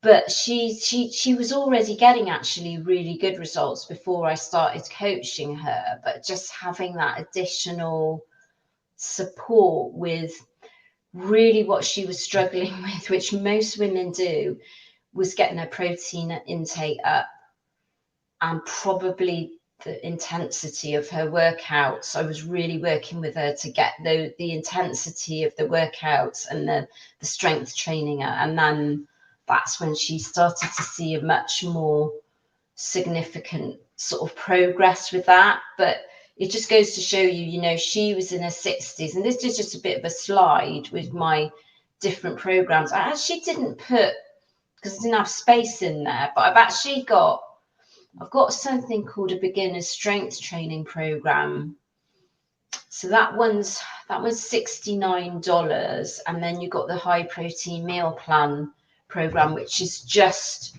a meal plan program. Now, my beginner strength training program, which isn't mentioned there, that actually doesn't come with a meal plan, but all my other programs come with a meal plan included. So if you're thinking, oh, I need to understand how to combine something with the workout, that's where I didn't see that going on with other kind of fitness apps, fitness programs, where they didn't really combine the strength training with the nutrition. And that's what you get with a lot of these programs. So you've got your 6-week shred, which is another one that's quite a good entry point, as long as you've done a bit of working out before.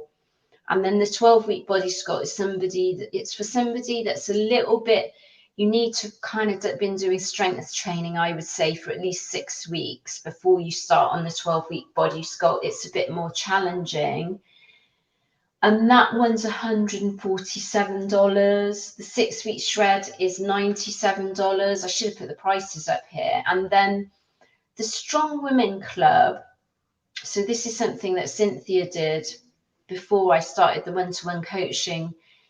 That's a sort of monthly subscription. So that's if you feel you want a little bit more support than just going into my app, but you actually want to see me every week. And I do a live call with everybody in the Strong Women Club. That one would be the one to go for if you're looking for some kind of support and encouragement, community. That's going to give you a little bit more support than just going into the program and doing. And that's not to say you can message me and contact me if you've got questions on any of these programs, but that just gives you that sort of group support, really. It's a bit like group coaching. And then the VIP coaching is very much, that's kind of one-to-one coaching.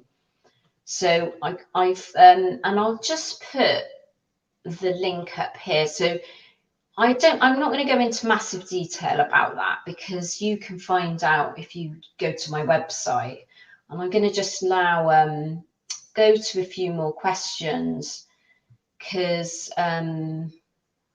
so this one here, going back to sleep, I'm just going to remove that slide now. I can't pronounce your name. Takia, is that right? Takia always. Magnesium helps me to sleep at certain points of my cycle. I am perimenopausal. So yeah, magnesium is an absolutely fantastic supplement. If I wake up, I just use the time wisely. I have segmented sleep since COVID. Yes, well, that sounds like a really good approach and really good advice about magnesium, because it's really, really going to help you.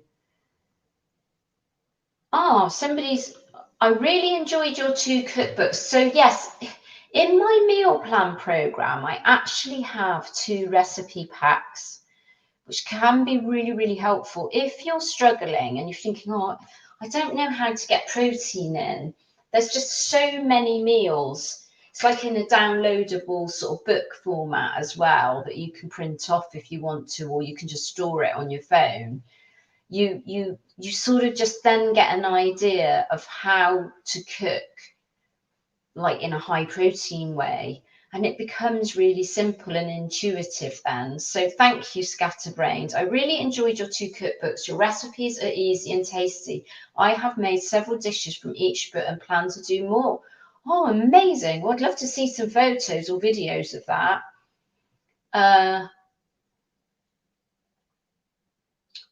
Yeah, so, sorry, just looking through. Yes, and someone says here, yes, she has a complete vegan. So one of those recipe backs is completely plant-based, because if you're not sort of plant-based, you actually might want to eat plant-based foods. That's the other thing to say. So that's what I do. I eat plant-based foods, and I like to experiment with like making plant-based meals, because, you know, it's it's popular for a good reason, and it can be healthy. It can be healthy eating plant-based. The reason I say it can be is if you buy a lot of this fake meat in the supermarket, it's not particularly healthy because it's sort of really overly processed. So it's really good if you can sort of, this is when going back to the meal prep stuff, you know, you don't want to be eating really, really extremely processed foods. So I would count those kind of vegan fake meats as those part of that, because they wreak havoc with your hormones. And it's actually potentially quite bad for like weight gain. And it can really sort of scupper weight loss, eating highly, highly processed. You know, lots of foods have a certain amount of processing. So if you eat bread, for example, it's been, if you buy it in the supermarket, it's processed, isn't it? Unless you make it yourself. But I mean highly, I'm talking about highly processed foods. So things like sausages, avoid those. Chicken nuggets. You want to go for the cuts of meat and chicken that haven't had any tampering by people. So it's avoiding this processed food. So that's why I say vegan food can be healthy, but it's like any other food, it also can be unhealthy. So yeah, I'm just going to take this comment here. Gilla Haleli Weiss, I hope I've pronounced that. Hello and welcome, and thank you for joining, and thank you for your comment. I hope you are having amazing, amazing New Year. New Year's Eve it is now, although it will be New Year's Day in some parts of the world. You say not signed up for your program as now, but do follow you on YouTube. Thanks for the inspiration and sending wishes for a wonderful new year. Well, thank you very much. And what I would say is on YouTube, there are so many resources. I've got workouts. I've got what I eat in a day, which takes you through step by step a lot of the recipes. You know, we were talking about recipe book, but you know, it takes you through how to cook and prepare this food. I think I've even got one with no cooking and eating out, how to eat out, which is I could do a whole live on how to eat out, you know, because that's a whole thing in itself. So do take a look at that, Gilla, because it's really going to help you. There's lots of resources here on YouTube, and I also have free stuff. So I actually had the link that I gave earlier. It's got a free nutrition guide on there. That's an 8-page guide with a sample meal plan. And I have the free program in my app as well. So you absolutely do not need to sign up for anything at all to benefit from that. So, you know, always take advantage of that. Right, let's just take this one. Yeah, this is a common problem. And I think sometimes we worry about it too much, Beatrice. I'm going to sort of make this my last question, because we're coming up to the 2-hour mark now, and I do absolutely appreciate that you've all spent so much time with me today. I know some of you have been hopping in and out because you're probably really busy, and it's New Year's Eve, isn't it? So I do appreciate you joining. But Beatrice too, my issue is not that I eat too much, I don't eat enough. Well, this is really, really common, and there can be a number of reasons for this. And I'm not quite sure whether that's what's behind this, whether you just naturally, you're just not hungry. And Cynthia, that I showed the video about, she was naturally not very hungry at all. And she didn't often, so I wrote her a meal plan, and she often said, oh, well, I can't eat everything. And that is absolutely okay. And it's kind of like it's there if you need it. But what I don't want you to do is deliberately go hungry. And what I will say to you, Beatrice, that if you take up my recommendation of strength training, you can often find you build more of an appetite. You know, so you'll know that people who exercise, generally, they're going to feel hungrier generally than people that don't exercise. you know, you're going to feel hungrier, but particularly with strength training, because having a bit more muscle on you, it's going to make you hungry. Going through the process of strength training, like any other exercise, it's going to make you hungrier. So the main thing to sort of prioritize when you're thinking about your food is making sure you're getting enough protein in, you know, and obviously you need to get like your fruits and vegetables in. But don't worry too much. This is, you know, this is what I say to a lot of women, because a lot of women, they'll get my free meal plan, or they'll buy my high protein meal plan. And the first thing they do is they kind of email saying, I can't eat all that. And that's not, you don't want to force feed yourself. You want to sort of eat what's natural to you. So you listen to your body, but just getting in that protein at every single meal that you do have or snack, it's really going to help. It's really going to benefit you. So I hope that helps. And thank you very much for joining, everyone. And I'm sorry if you asked a question and I didn't get to it. And I just wanted to sort of let you know about next week, because I'm going to be having Dr. Natasha Ryan here. She is an absolutely amazing doctor, a naturopath, menopause specialist doctor. So she's going to have some really good advice about hormones, what is going on with your hormones right now, whatever stage you're in, whether you're before perimenopause, whether you're perimenopause, your menopause, or your postmenopause. She's going to have advice for you and some of the things you can do to manage your hormones and therefore achieve fat loss as well. And Natasha is someone that I work with. I love her. I work quite closely with her. She's just got incredibly helpful information. She's actually, I've got a couple of videos here on YouTube that I've done with her. So do join that, because you might find in the new year, you're like me, you want to get on top of your hormones. That's what one of my things is that I'm going to be working towards in 2023 is, you know, continuing to progress with managing my hormones. And sometimes for me, that means less is more.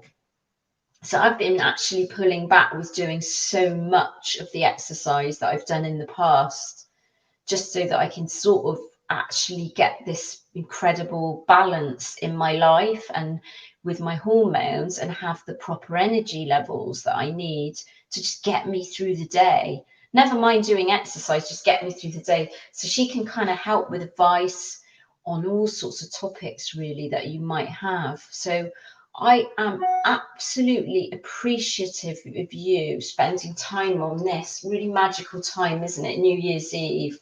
And I do hope you have a wonderful, wonderful time this weekend, whatever you're doing. And, you know, I love to you all. And, you know, do keep following and watching and sharing with your friends. I know lots of you shared the content. Some of you come to me because someone sent you a video or an email of mine. And, you know, that is absolutely wonderful, because it's free information, isn't it? So sharing with your friends, it helps me. It helps this channel to keep going as well, because the more people that watch, the more sustainable it is to keep going with it. So yeah, have a wonderful, wonderful time, and I will see you again very, very soon. God bless you.